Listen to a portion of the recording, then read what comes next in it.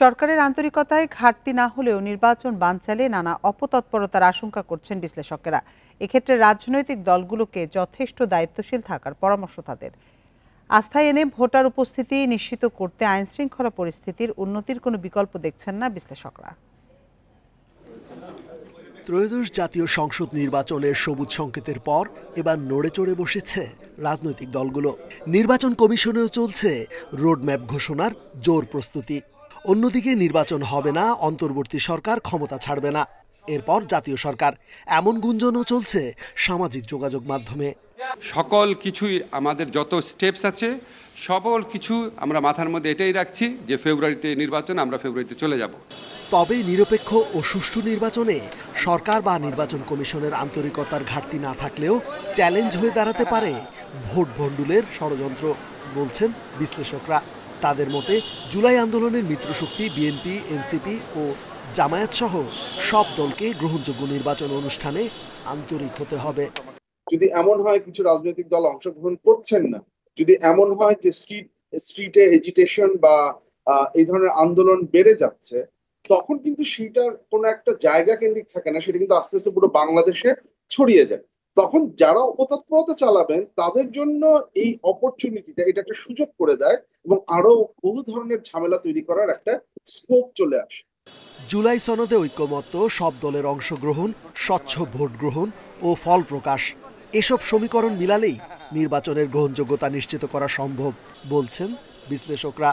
Challenge থাকবে নির্বাচনী কর্মকর্তাদেরকে মাঠ পর্যায়ে পাওয়াটা, কিন্তু আপনি জনগণকে আস্থায় আনতে হবে যে হ্যাঁ নির্বাচন ভালো হবে, আইন শৃঙ্খলা পরিস্থিতি ঠিক থাকবে, নির্বাচনী কর্মকর্তারা তারা নিরাপত্তার ভেতরে থাকবে।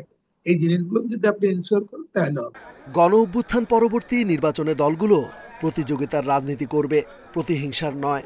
মেনে নেবে জনগণের রায়, প্রত্যাশা বিশ্লেষকদের। রেজওয়ানুল হক, ইন্ডিপেন্ডেন্ট নিউজ, ঢাকা। নানা শর্ত আরোপ করে জনগণের অধিকার আদায়ে বাধা সৃষ্টি করা হলে দেশে আবারও রাজনৈতিক সংকট সৃষ্টি হবে বলে মন্তব্য করেছেন বিএনপির ভারপ্রাপ্ত চেয়ারম্যান তারেক রহমান। তিনি বলেন, দেশের রাজনৈতিক দলগুলোর মধ্যে দূরত্ব তৈরি হলে ফ্যাসিবাদের পুনর্বাসনের সুযোগ তৈরি হবে।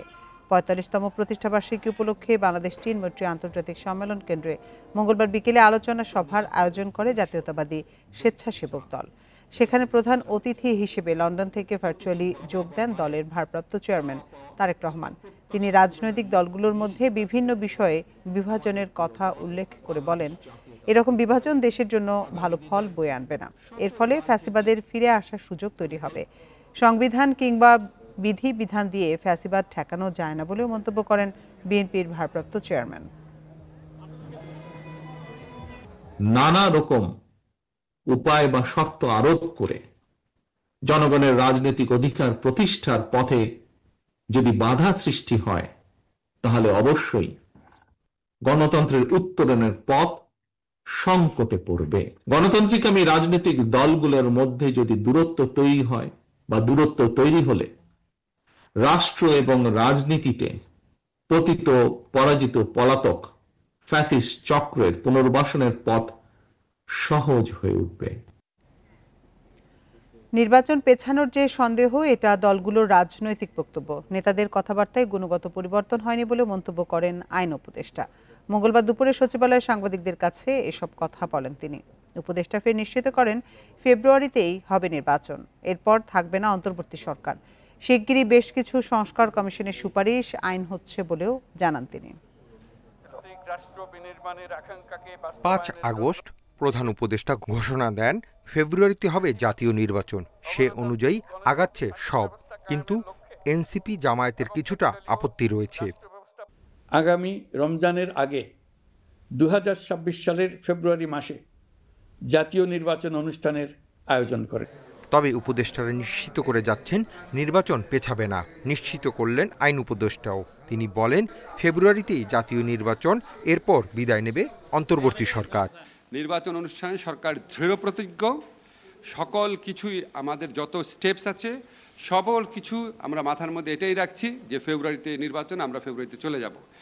এখন রাজনৈতিক দল তো বিভিন্ন উদ্দেশ্যে বিভিন্ন কথা বলে এবং ওইটা তো একটা রাজনীতির প্রক্রিয়া। আপনারা তো এটা সবসময় দেখছেনই। এখন বাংলাদেশে যারা ট্র্যাডিশনালি যে সমস্ত রাজনৈতিক কথাবার্তা হতো এখনও ঠিক ওই রকমভাবেই কথাবার্তা হচ্ছে, কথাবার্তা খুব বেশি গুণগত পরিবর্তন হয় নাই। ফলে নির্বাচনের সময় নিয়ে কে কী বললো না বললো এটা আপনার রাজনৈতিক প্রক্রিয়ার অংশ হিসেবেই দেখবেন। তিনি আরও জানান, দুদক, বিচার বিভাগ ও নির্বাচন কমিশন সংস্কার নিয়ে কমিশনগুলোর সুপারিশ 2 মাসের মধ্যে আইন করা হবে। দুর্নীতি দমন কমিশন সংক্রান্ত আইন, বিচার বিভাগীয় সংস্কার কমিশনের আইন, নির্বাচন কমিশন সংস্কার কমিশন আইন, এগুলির মধ্যে যেগুলি আমাদের মন্ত্রণালয়ের পক্ষ থেকে করার কথা আর কি, আমার ধারণা আগামী 1-2 মাসের মধ্যে সব শেষ হয়ে যাবে। আইন সংস্কারের জন্য একজন আইনজীবী নিয়োগ দেওয়া হয়েছে বলেও জানান আইন উপদেষ্টা। সার্বক্ষণিক একজন কনসালটেন্ট হিসেবে কাজ করছেন। আজকে হাসিফ মাহমুদ শাহ, ইন্ডিপেন্ডেন্ট নিউজ, ঢাকা।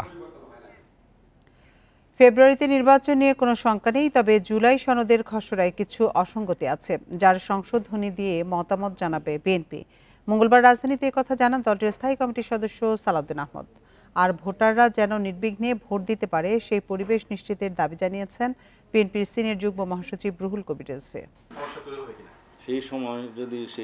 গুলশানের বাসায় এই সংবাদ সম্মেলনে সালাউদ্দিন আহমেদ তুলে ধরেন সরকার থেকে পাঠানো জুলাই সনদের খসড়া নিয়ে বিএনপির পর্যালোচনা। তার মতে, জুলাই সনদ সংবিধানের উপরে রাখা হলে ভবিষ্যতের জন্য খারাপ নজির হবে।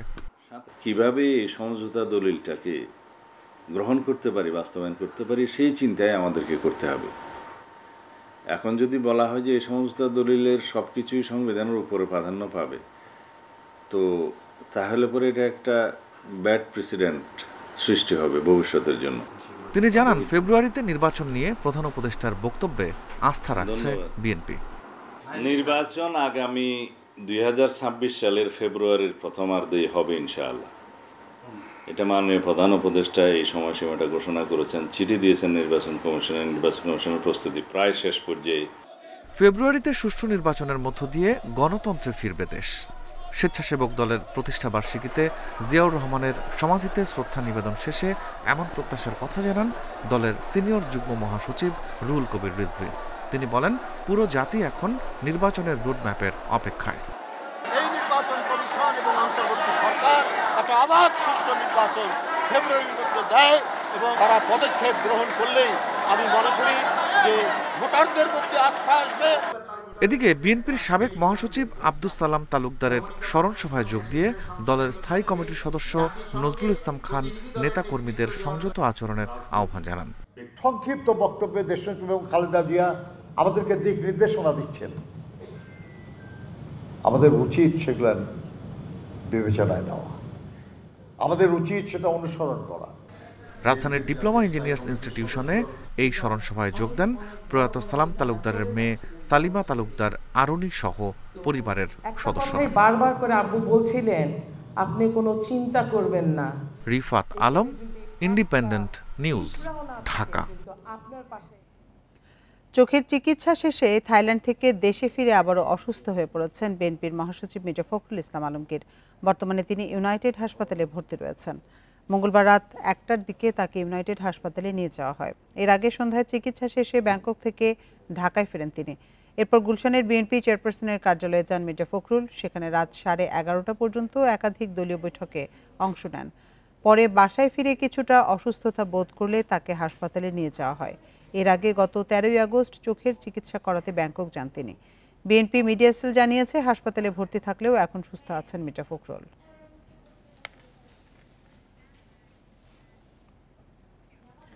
দেশে লুটপাট, চাঁদাবাজি ও অনিয়ম বন্ধে পিআর পদ্ধতির বিকল্প নেই বলে মনে করেন ইসলামী আন্দোলনের আমির মুফতি সৈয়দ মোহাম্মদ রেজাউল করিম।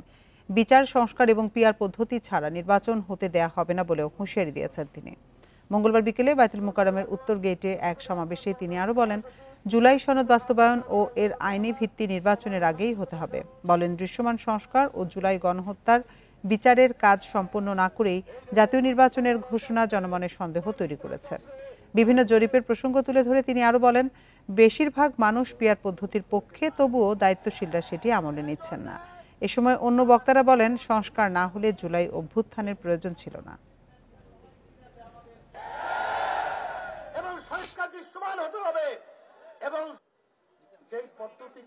আমরা কিন্তু রাজপথে আসি যতক্ষণ পর্যন্ত আমাদের এই দেশ সুন্দর না হবে, আমাদের কাঙ্ক্ষিত সংস্কার বাস্তবায়ন না হবে, যতক্ষণ পর্যন্ত বিচার খুনিদের দৃশ্যমান না হবে ততক্ষণ পর্যন্ত পূর্বের নিয়মে এই নির্বাচন বাংলার জমিনের ভিতরে হতে পারে না, হতে দেওয়া হবে না।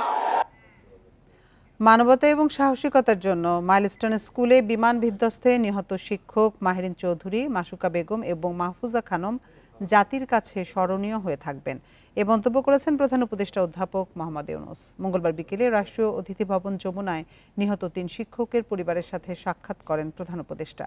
এ সময় তিনি বলেন, এই শিক্ষকরা দেশের গর্ব, তাদের স্মৃতি ধরে রাখতে হবে, এজন্য যা কিছু প্রয়োজন সরকার করবে। মাইলস্টোনের ঘটনায় সমবেদনা প্রকাশ করে তিনি বলেন, দুঃসহ স্মৃতি মুছে দেওয়ার ক্ষমতা কারণেই, তবে এ শোক শুধু নিহত পরিবারের নয়, পুরো জাতিই ধারণ করে।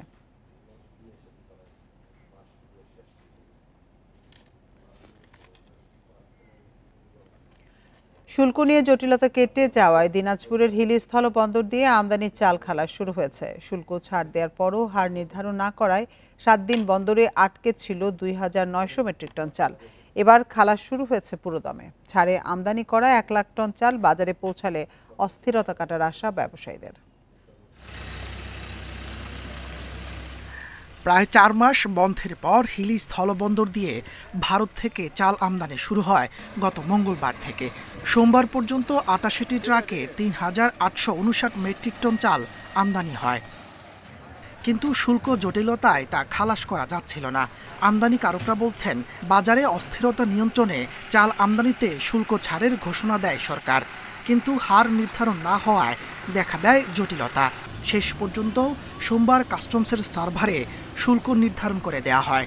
আগের 63% থেকে কমিয়ে 2% আনা হয়েছে। গত 6-7 দিন থেকেই চাল আমদানি হয়েছে। ডিউটিটা কনফার্ম ছিল না, কয় % ডিউটি হবে দেখায় আমরা বিদায় বেচতে পারতেছিলাম না। চালগুলো এই নিত্য প্রয়োজনীয় পণ্য ছাড় করে বাজারে দেব, তখন চালের দাম অবশ্যই কম আসবে। দেখা যাবে যে আজকে তেমন হবে না, কাল থেকে মোটামুটি বাজারের ভিতর চলে যাবে চালগুলো। কাস্টমস কর্মকর্তারা জানান, মঙ্গলবার বিকেল থেকে পুরোদমে শুরু হয়েছে লোড আনলোড। রেগুলেটর ডিউটি অব্যাহতি প্রদান করা হয়েছে এবং আমরা এসআই কোটাতে M42 দেওয়ার ফলে অগ্রিম আয়কর 2% হারে শুল্কায়ন করে আমরা এই মুহূর্তে পণ্যগুলো শুল্কায়ন করছি। বিশেষ ছাড়ে হিলি স্থলবন্দর দিয়ে 1 লাখ টন চাল আমদানির সুযোগ দেওয়া হয়েছে ব্যবসায়ীদের। এসব চাল বাজারে পৌঁছালে দাম অনেকটা নিয়ন্ত্রণে আসবে মনে করছেন আমদানিকারকরা। Independent news. এ নিয়ে বিস্তারিত জানাতে হিলি থেকে আমাদের সাথে যোগ দিচ্ছেন সহকর্মী সাজ্জাদ হোসেন। সাজ্জাদ, হিলি স্থলবন্দরে আমদানির চাল খালাস শুরু হয়েছে, সেখানকার পরিস্থিতি কেমন দেখছেন?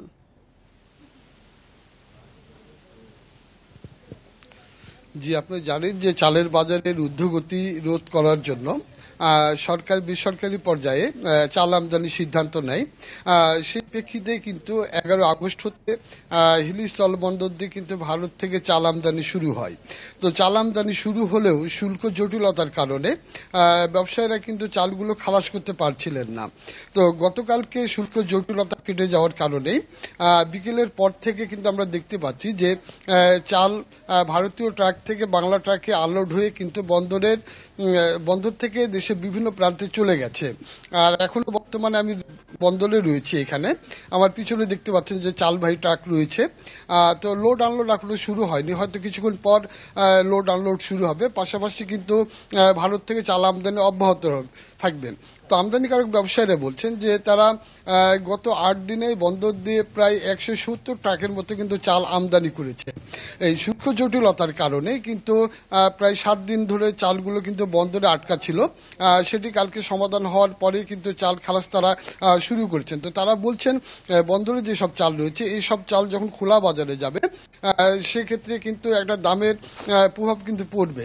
আমরা দেখেছি গতকাল হিলি স্থলবন্দরে প্রতি কেজি যে চিকন চাল অর্থাৎ সম্পা কাটারি রয়েছে সেটি কিন্তু 70 থেকে 71 টাকা কেজির মধ্যে বিক্রি হচ্ছে। তো তারা বলছেন যে যখন চালের আমদানিটা আরো বাড়বে বা স্বাভাবিক থাকবে সেই ক্ষেত্রে কিন্তু আরো 2-1 টাকা কমতে পারে। এছাড়াও আমি কিন্তু বাজারে দেখেছি যে ভারতীয় চালের আমদানির খবরে কিন্তু প্রতি কেজি চালে কিন্তু 1 থেকে 2 টাকা কিন্তু কমে এসেছে। তো ব্যবসায়ীরা বলছেন যে যদি ভারতীয় চাল এভাবে আমদানি অব্যাহত থাকে আর যদি প্রশাসন যদি তদারকি করে যাতে ব্যবসায়ীরা পূর্বের মতো সিন্ডিকেট করতে না পারে, সেই ক্ষেত্রে কিন্তু চালটা কিন্তু সাধারণ ক্রেতাদের মধ্যে একটা সহনীয় পর্যায়ে থাকবে। সেক্ষেত্রে দরকার হচ্ছে যে একটা শক্ত মনিটরিং, যাতে বন্দর থেকে চালগুলো যখনই খালাস হবে সেগুলো বাজারে যাচ্ছে কিনা বা গোডাউন জাত হচ্ছে কিনা, এগুলো যদি মনিটরিং যদি করা হয় সেক্ষেত্রে কিন্তু বাজার কিন্তু একটা নিয়ন্ত্রণের মধ্যে চলে আসবে। আজকে কিন্তু চাল আমদানি অব্যাহত রয়েছে এবং কিছুক্ষণ পরে কিন্তু চাল আমদানি হবে। বন্দরে বর্তমানে কিন্তু প্রায় শতাধিক চালবাহী ট্রাক রয়েছে। এসব ট্রাক কিন্তু দেখা যাচ্ছে যে দুপুরের পরে কিন্তু খালাস হয়ে দেশের বিভিন্ন প্রান্তে সরবরাহ করা হবে। তো এই ছিল হিলি থেকে সর্বশেষ অবস্থা। হিলি থেকে জানাচ্ছিলেন সহকর্মী সাজ্জাদ হোসেন। গৃহকর নিয়ে তৈরি হওয়া সংকট নিরসনে যৌথ জরিপ কমিটি গঠন করছে চট্টগ্রাম বন্দর ও সিটি কর্পোরেশন। এই কমিটি উভয় সংস্থার দাবি পর্যালোচনা করে নতুন করে গৃহকর নির্ধারণ করবে। এর আগে চলতি অর্থবছরে সিটি কর্পোরেশনের 160 কোটি টাকা দাবির বিপরীতে 45 কোটি টাকা পরিশোধের কথা জানিয়েছিল বন্দর কর্তৃপক্ষ। কর পুনর্মূল্যায়নের মাধ্যমে 2016-17 অর্থ বছরে চট্টগ্রাম বন্দরের জন্য 1 বছরের গৃহকর 160 কোটি টাকা ধরেছিল সিটি কর্পোরেশন। কিন্তু মেয়র রেজাউল করিমের সময়ে বন্দরের আবেদনে কর নামিয়ে আনা হয় 45 কোটি টাকায়। তবে বর্তমান মেয়র এই ছাড় দিতে নারাজ। চলতি অর্থ বছরের 160 কোটি এবং আগের বকেয়া 17 কোটি টাকা পরিশোধে বন্দরকে চিঠিও দেয় সিটি কর্পোরেশন। 7-8 টন ধারণ ক্ষমতা রাস্তায় 40, 50, 60, 70, 80 টন বন্দরের যে গাড়িগুলো চলছে, অন্য শিল্প প্রতিষ্ঠান গাড়িগুলো চলছে, যার কারণে আজকে আমার রাস্তাঘাট ধ্বংস হয়ে যাচ্ছে এবং আমার ন্যায্য মাসুল জনগণের জন্য সেটা আমি অবশ্যই আদায় করে নেব। পাল্টা চিঠিতে গৃহকর 45 কোটি টাকা জানিয়ে বন্দর বলছে তারা আরও 55 কোটি টাকা অগ্রিম পরিশোধ করে রেখেছে। এই টানাপোড়েনের সমাধান খুঁজতে গঠন করা হচ্ছে বিশেষ জরিপ কমিটি। আমরা প্রতি বছর প্রায় 40 কোটি টাকার মতো পৌরকর দিতাম। তারা একটা বেশি ডিমান্ড করেছে তাদের হিসাব অনুযায়ী। তো চট্টগ্রাম বন্দর থেকে এ ব্যাপারে আমরা চিন্তা করেছি যে এ ব্যাপারে একটা জয়েন্ট কমিটি হওয়া দরকার। সেই জয়েন্ট কমিটি ইতিমধ্যে হয়েছে এবং জয়েন্ট কমিটি কাজও করছে। বিশেষজ্ঞরা বলছেন দুপক্ষেরই লাভ হয় এমন সমাধান সম্ভব আলোচনার মাধ্যমে। বর্জ্য ব্যবস্থাপনা, কনজারভেন্সি, এই দুটাই বন্দর নিজেই করে, শুধু হোল্ডিং ট্যাক্সটা চাইতে পারে। এটা নিয়েই বিরোধটা হয় এবং যখন বন্দর বলে যে না এই দুইটা যেহেতু আমি করি এটা বাদ দিয়ে এত টাকা দেওয়া হবে, এটা অ্যামিকেবলি দুই পক্ষ সলিউশন করে নেওয়া উচিত। গৃহকরের হার নির্ধারণে জরিপ কমিটিতে থাকছেন 5 সদস্য। এতে 2 সংস্থা থেকে 2 জন করে সদস্য এবং নিরপেক্ষ সংস্থা থেকে নেওয়া হবে আরেকজন। অনুপম শীল, ইন্ডিপেন্ডেন্ট নিউজ, চট্টগ্রাম। বিএনপির কেন্দ্রীয় নির্বাহী কমিটির সদস্য আসলাম চৌধুরী ও তার স্ত্রী নাজনীন মাওলা চৌধুরীর বিরুদ্ধে ঋণ খেলাপির মামলায় গ্রেপ্তারি পরোয়ানা জারি করেছে আদালত। সোমবার চট্টগ্রামের অর্থ ঋণ আদালত 1-এর বিচারক মোহাম্মদ হেলাল উদ্দিন ব্যাংকের আবেদনের পরিপ্রেক্ষিতে এ আদেশ দেন। তবে বিষয়টি জানাজানি হয় মঙ্গলবার। স্ট্যান্ডার্ড ব্যাংকের পাহাড়তলী শাখা থেকে নেয়া ঋণ পরিশোধ না করায় এ আদেশ দেয়া হয়। মামলার নথি থেকে জানা যায় আসলাম চৌধুরী ও তার স্ত্রীর বিরুদ্ধে 260 কোটি 77 লাখ টাকা খেলাপির অভিযোগ রয়েছে।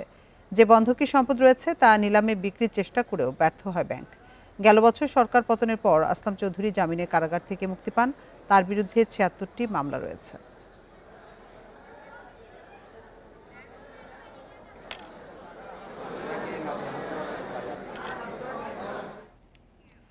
সারা দেশে চলমান বৃষ্টির পর মশার বংশবৃদ্ধি রোধ করতে না পারলে ডেঙ্গুর ভয়াবহতা আগামীতে আরও বাড়বে, এমনটাই আশঙ্কা জনস্বাস্থ্যবিদদের। জমে থাকা বৃষ্টির পানিতে ডেঙ্গুর বিস্তার বাড়ে। বৃষ্টির পানি যেসব জায়গায় জমে আছে সেগুলো পরিষ্কারে স্থানীয় সরকার, স্বাস্থ্য অধিদপ্তর সহ সকলকে সমন্বিত উদ্যোগ নেওয়ার আহ্বান। সারা দেশেই প্রখর রোদ আর ভ্যাপসা গরমের মাঝে ঝরছে বৃষ্টিও। হালকা থেকে মুষলধারে বৃষ্টিতে অনেক জায়গায় জমে থাকছে পানি।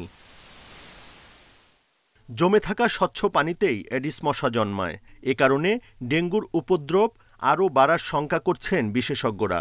বর্তমানে যে তাপমাত্রা ও আর্দ্রতা রয়েছে তা এডিসের প্রজননের সবচেয়ে সহায়ক। ডেঙ্গু মস্কিটোর জন্য সবচেয়ে ফেভারেবল টেম্পারেচার কিন্তু 25 to 30 ডিগ্রি সেলসিয়াস। যদিও এরা কিন্তু 17 থেকে 35 ডিগ্রি সেলসিয়াসের মধ্যে ব্রিডিং হতে পারে, কিন্তু most favourable 25 to 30 degree Celsius. Other than that যেটা ডেঙ্গু মশার ব্রিডিংয়ের জন্য 70 to 100% যে হিউমিডিটি, এটা খুবই ফেভারেবল। আমাদের এখন যে সিজনটা রয়েছে সেটা কিন্তু অলমোস্ট 90 to 100% আমাদের সাধারণত হিউমিডিটি থাকে। গত বছরের সেপ্টেম্বর থেকে নভেম্বর 3 মাসে ডেঙ্গু আক্রান্ত হয় প্রায় ৭৯,০০০, যেখানে ২০২৪ সাল জুড়ে মোট আক্রান্ত ছিল ১,০০,০০০। জমে থাকা বৃষ্টির পানিতে মশার বিস্তার রোধ চ্যালেঞ্জের, বলছেন জনস্বাস্থ্যবিদরা। সমন্বিত উদ্যোগ না নিলে এবারও আক্রান্ত ও মৃত্যু দুইই বাড়তে পারে। বৃষ্টি যখন চলছে তার মধ্যে কিন্তু আমরা দেখছি অনেক ডেঙ্গু রোগী মৃত্যুও হচ্ছে। এখন বৃষ্টি থেমে যাবে, বিরতি হবে 7 দিন 15 দিন, তখন কিন্তু রোগীর সংখ্যা আরও বাড়বে এবং এই একদম বৃষ্টি শেষ হওয়ার পরে অন্ততপক্ষে 2 মাস আমাদের ডেঙ্গুর উপদ্রব সহ্য করতে হবে। সেপ্টেম্বর থেকে 3 মাস বিশেষ কর্মপরিকল্পনা নেওয়া হচ্ছে বলে জানায় স্থানীয় সরকার মন্ত্রণালয়। এবছর এ পর্যন্ত সারা দেশে হাসপাতালে ভর্তি হয়েছে ২৭,০০০ ডেঙ্গু রোগী, আর মৃত্যু শতাধিক। Buddhadeb Kundu, independent news, Dhaka. লঘুচাপের প্রভাবে নোয়াখালীতে ভোর থেকে বৃষ্টি হচ্ছে। এতে জেলা সদর ও বেগমগঞ্জের বিভিন্ন এলাকায় জলাবদ্ধতা দেখা দিয়েছে। স্থানীয়রা জানায়, বৃষ্টির কারণে জেলা শহরের হাউজিং, মধুসূদনপুর, খন্দকারপাড়া সহ কিছু এলাকায় জলাবদ্ধতা দেখা দিয়েছে। এতে চলাচল করতে গিয়ে ভোগান্তিতে সাধারণ মানুষ। এছাড়া বেগমগঞ্জ উপজেলার একলাশপুর, হাজিপুর, দুর্গাপুর, নরোত্তমপুর সহ বিভিন্ন ইউনিয়নে প্রায় 2 মাস ধরে চলা জলাবদ্ধতা পরিস্থিতির আরও অবনতি হয়েছে।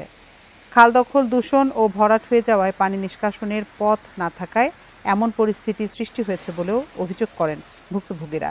এর মধ্যে একলাশপুর ইউনিয়নের বেশিরভাগ বাড়িঘর ও সড়ক পানিতে ডুবে আছে। নৌকা ও সাঁকো ছাড়া লোকজন বাড়ি থেকে বের হতে পারছে না।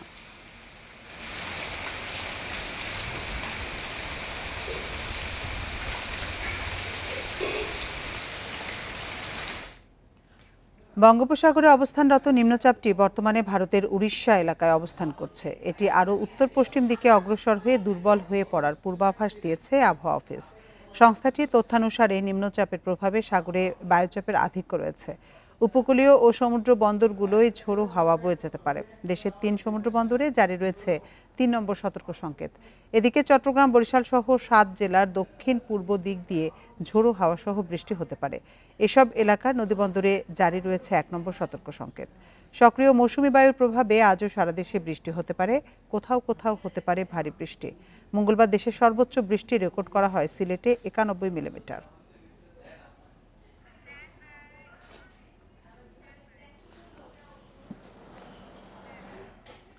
ডাকসুর মনোনয়ন ফর্ম সংগ্রহের বাড়তি দিনে সংগ্রহ করেছেন 93 প্রার্থী। সব মিলিয়ে মনোনয়ন সংগ্রহ করেছেন 658 জন। এ পর্যন্ত মনোনয়নপত্র জমা দিয়েছেন 106 জন। এদিকে বেশ কয়েকটি সংগঠন প্যানেল ঘোষণা করলেও এখনও স্পষ্ট করেনি ছাত্রদল ও গণতান্ত্রিক ছাত্র সংসদ। অভিযোগ উঠেছে, ছাত্রদলকে সুবিধা দিতেই মনোনয়নপত্র বিক্রি একদিন বাড়িয়েছে প্রশাসন। দীর্ঘ 6 বছর পর আবারও ভোট দিবে ঢাবি শিক্ষার্থীরা। ইতিমধ্যে শেষ হয়েছে মনোনয়নপত্র বিক্রি। মঙ্গলবার জমা দিয়েছেন ছাত্র শিবিরের নেতৃত্বাধীন ঐক্যবদ্ধ শিক্ষার্থী জোটসহ অনেক প্রার্থীরা। আর ফর্ম তুলেছেন ঢাবি ছাত্রদলের যুগ্ম সাধারণ সম্পাদক সহ 2 জন। অভিযোগ আছে, ছাত্রদলকে বাড়তি সুবিধা দিচ্ছে ঢাবি প্রশাসন, তাই বাড়িয়েছে মনোনয়ন বিক্রির সময়। শিক্ষার্থীদের যে দাবিগুলো আছে সেই দাবিগুলোর প্রতিচ্ছবি আমরা দেখতে পাইনি। বিগত সময়ে অনেকে বড় বড় নেতা হয়েছেন ডাকসুকে ব্যবহার করে, কিন্তু শিক্ষার্থীদের যে প্রত্যাশা সেই প্রত্যাশাটা পূরণ হয় নাই। ফ্যাসিবাদ বিরোধী লড়াইয়ে বিভিন্ন সময় সামনের সারি থেকে ভূমিকা পালনকারী নেত্রী শেখ তাসনিম আফরোজ ইমি, সমাজবিজ্ঞান বিভাগের শিক্ষার্থী, তিনি আমাদের পর্ষদের ভিপি হিসাবে নির্বাচন করবেন।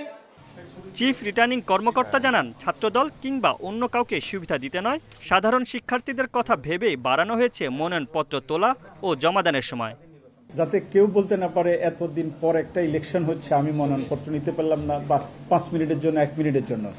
সেই দিকগুলো বিবেচনা করে আমরা যাতে ছাত্রছাত্রীরা যাতে সন্তুষ্ট হয়, আমরা এই জন্য মনোনয়নপত্র বিতরণের ডেটটা 1 দিন বাড়িয়ে দিয়েছি। এদিকে শিক্ষার্থীদের কল্যাণে কাজ করার প্রতিশ্রুতি দেন প্রার্থীরা।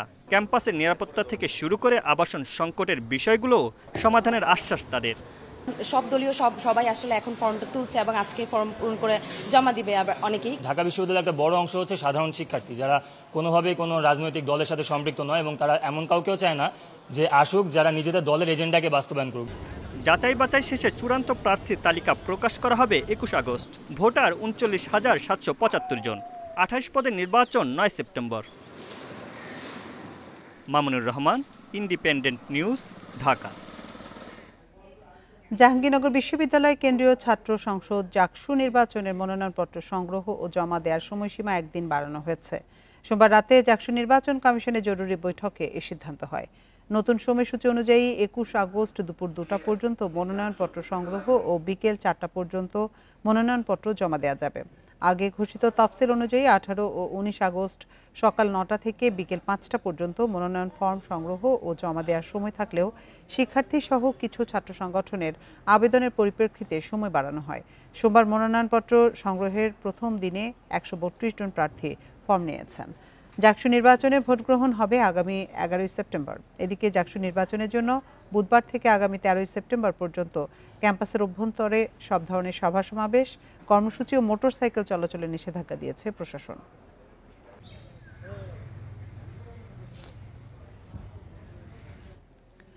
রাকসু নির্বাচনে মনোনয়নপত্র বিক্রি শুরুর আগের রাতেই বন্ধের নোটিশ দিল কর্তৃপক্ষ। গতরাতে জরুরি বিজ্ঞপ্তির মাধ্যমে মনোনয়নপত্র বিক্রি বন্ধের নির্দেশ দেন রাকসুর প্রধান নির্বাচন কমিশনার অধ্যাপক ডক্টর মোহাম্মদ আমজাদ হোসেন। রাজশাহী বিশ্ববিদ্যালয় কেন্দ্রীয় ছাত্র সংসদ নির্বাচন আগামী 15 সেপ্টেম্বর অনুষ্ঠিত হওয়ার কথা। সেই লক্ষ্যে 20 আগস্ট সকাল থেকে মনোনয়নপত্র বিতরণের কথা থাকলেও তা বন্ধের নোটিশ দিয়েছে কর্তৃপক্ষ। এতে বলা হয়েছে অনিবার্য কারণবশত বন্ধ থাকবে রাকসু হল সংসদ ও সিনেটে ছাত্র প্রতিনিধি নির্বাচন ও মনোনয়নপত্র বিতরণ কার্যক্রম। পরবর্তী নির্দেশনা নোটিশের মাধ্যমে জানানো হবে। রাজশাহী বিশ্ববিদ্যালয়ে দীর্ঘ 36 বছর পর অনুষ্ঠিত হওয়ার কথা কেন্দ্রীয় ছাত্র সংসদ নির্বাচন।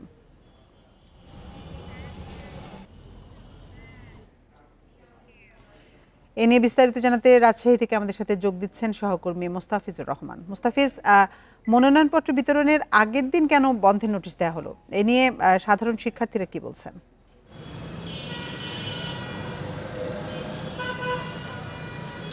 দেখুন, দীর্ঘ 36 বছর পর রাকসু নির্বাচন যখন অনুষ্ঠিত হওয়ার তফসিল ঘোষণা করেছিল তখন থেকে কিন্তু ছাত্রদের মধ্যে এক ধরনের উল্লাস বা উৎসাহ উদ্দীপনা বিরাজ করছিল এবং তারা আশা করছিল যে ছাত্র সংসদ নির্বাচন অনুষ্ঠিত হবে এবং ছাত্রদের অধিকার আদায়ে এই সংগঠনটি কথা বলতে পারবে, ছাত্রদের জন্য কাজ করবে, এই ধরনের একটি তারা নেতৃত্ব পাবে।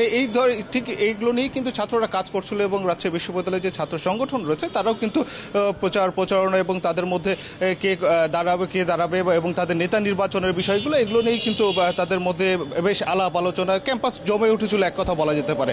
ঠিক একইভাবে প্রশাসনিক যে কার্যক্রম সেগুলো কিন্তু রাজশাহী বিশ্ববিদ্যালয়ের প্রশাসনের পক্ষ থেকে নেওয়া হচ্ছিল এবং নির্বাচন কমিশন, প্রধান নির্বাচন কমিশন তফসিল ঘোষণা এবং তারিখ নির্ধারণ, ভোট কেন্দ্র কোথায় অনুষ্ঠিত হবে, কোন বুথগুলো নির্ধারণ করা হবে, এই সবগুলোই কাজ যখন গুছিয়ে নিয়ে আসা হয়েছিল এবং 20 তারিখে অর্থাৎ আজকে যখন মনোনয়নপত্র দিন নির্ধারণ করা হয়েছে এবং আগামী 15 সেপ্টেম্বর ভোট গ্রহণের কথা ছিল, ঠিক আগ মুহূর্তে এখন কিন্তু আপনি জানেন যে রাজশাহী বিশ্ববিদ্যালয়ে প্রাতিষ্ঠানিক সুবিধা সহ 8 দফা দাবিতে রাজশাহী বিশ্ববিদ্যালয়ের শিক্ষক, কর্মকর্তা, কর্মচারী তারা কিন্তু আন্দোলনে রয়েছেন এবং কর্মবিরতিতে রয়েছেন এবং এর ফলে অপরদিকে শিক্ষার্থীরাও কিন্তু এই যে কোটা বিরোধী আন্দোলন করেছে, এটি গতকালকে করেছিল এবং আজ যেহেতু ছুটি যার ফলে উভয় পক্ষের আন্দোলন আজকের জন্য স্থগিত। কিন্তু আজকে তাদের কোনো কর্মসূচি নেই, আগামীকাল থেকে আবার তারা যথারীতি তাদের কর্মসূচি পালন করবেন। ঠিক এই ধরনের পরিস্থিতিতে এখন আমরা যদিও নির্বাচন কমিশনের পক্ষ থেকে সুস্পষ্টভাবে কোনো কারণ উল্লেখ করা হয়নি এবং তারা যে বিজ্ঞপ্তিটি আমাদের কাছে পাঠিয়েছেন এবং সেই বিজ্ঞপ্তিতে অনিবার্য কারণবশত এটি উল্লেখ করা রয়েছে।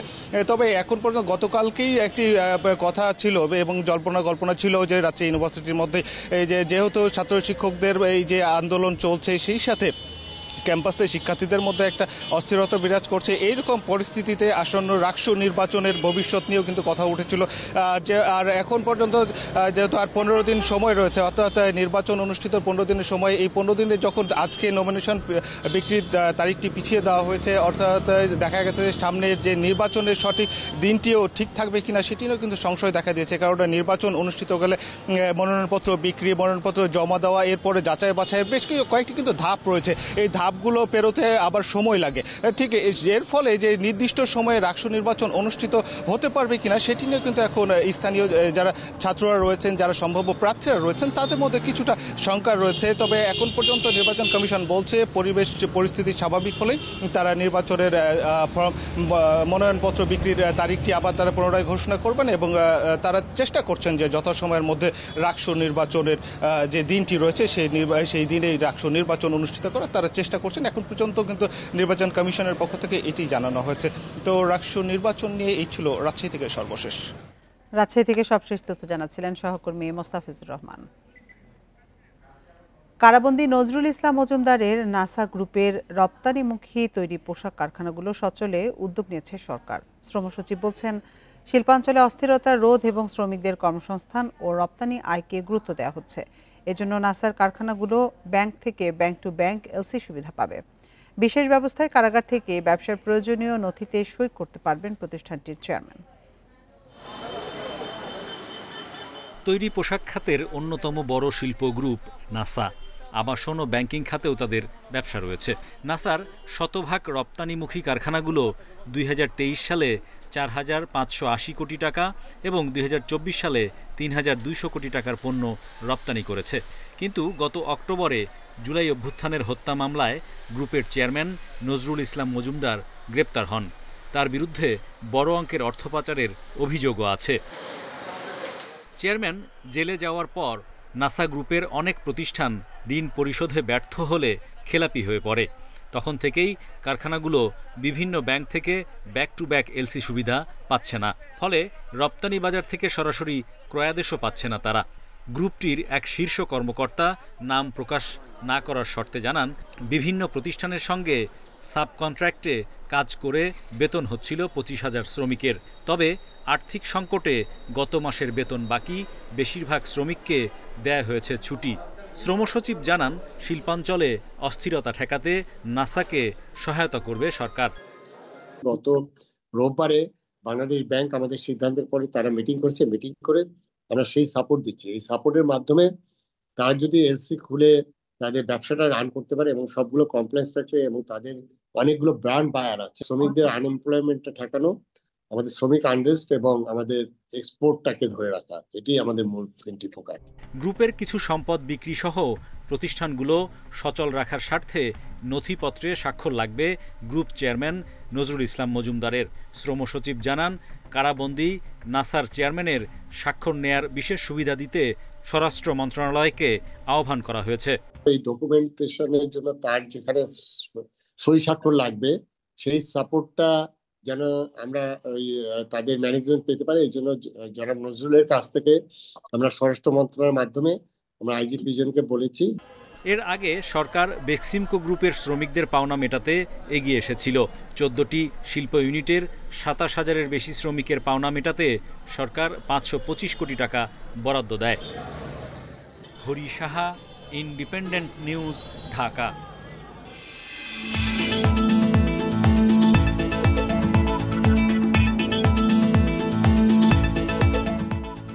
রাজশাহী হাইটেক পার্কে জায়গা বরাদ্দ নেওয়ার পরও কার্যক্রম শুরু করতে পারেনি 6 প্রতিষ্ঠান। এসব প্রতিষ্ঠানের বরাদ্দ বাতিল করেছে কর্তৃপক্ষ। এছাড়া নানা অনিয়মে কর্মমুখর হতে পারছে না পার্কটি। তবে স্টারলিংক, অগ্নি সিস্টেমস সহ কয়েকটি বড় প্রতিষ্ঠান জায়গা বরাদ্দ নেয় নতুন আশা তৈরি হয়েছে।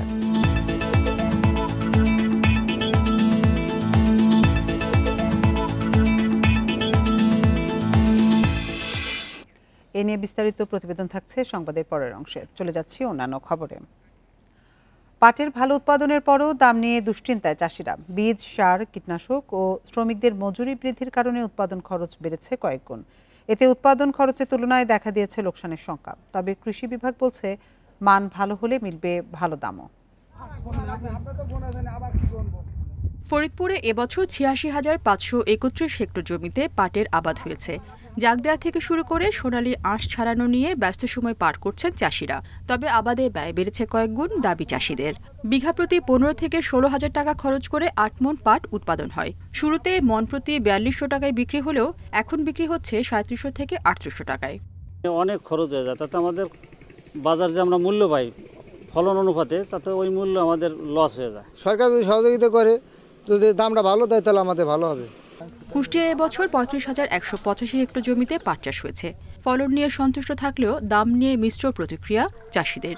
একই অবস্থা মেহেরপুরের চাষিদেরও। তবে পাট ভালো হলে চাষিদের ভালো দামে মিলছে, দাবি কৃষি কর্মকর্তাদের। ১৬ বছর আমি পাটের চাষ করি, পাটের পিঁজির এইবার মনে করেন পাটের সব চাইতে আমার বেশি ফলন। বুনতে আছে, নিড়ানি খরচ আছে, সার মাটি আছে, সারের দামে যে বিষের দাম, লাঙ্গল খরচের যে দাম, তাতে চাষের পোষাবে না। শ্রমিক কম দিয়ে পাট আঁশটা আগে দ্রুত ছড়ায়, তারপর পাটটা পচানো যায়, এক্ষেত্রে হয়তো উৎপাদন খরচ অনেকটাই কমানো যেতে পারে। আর দ্বিতীয় কথা হচ্ছে যে পাটের মানটা যদি ভালো হয় তাহলে দামটা ভালো হবে। এদিকে রংপুরে পানি সংকট সহ নানা কারণে ফলন ভালো হয়নি বলছেন চাষিরা। দাম নিয়ে শঙ্কায় তারা। সরকার যেটা চাই সেটা তো পাইনি, কই কৃষি লোন টোন এটা সেটা তো কিছুই দেয় না। মাদারীপুরেও পাটের দাম নিয়ে শঙ্কায় কৃষক। তবে কৃষি বিভাগ বলছে ফলন ভালো হওয়ার পাশাপাশি বাজারে মিলছে আশানুরূপ দামও। আধুনিক প্রযুক্তিগুলো আছে সেগুলো তাদেরকে আমরা বলে থাকি। আমাদের উপজেলা কৃষি অফিস আছে, উপসাগর কৃষি অফিস, তাদের মাধ্যমে তাদেরকে সার্বিক বিষয়ে আমরা সহায়তা করে থাকি। এবছর মাদারীপুরে পাট চাষের লক্ষ্যমাত্রা ছিল ৩৬,৮৬০ হেক্টর জমিতে, আর আবাদ হয়েছে ৩৬,৯২১ হেক্টর জমিতে। হেক্টর প্রতি গড় ফলন ২.০৪ মেট্রিক টন। রেশমি নন্দী, ইন্ডিপেন্ডেন্ট নিউজ। আর এই ছিল এখনকার বিরতিহীন সংবাদে। এতক্ষণ সাথে থাকার জন্য ধন্যবাদ সবাইকে।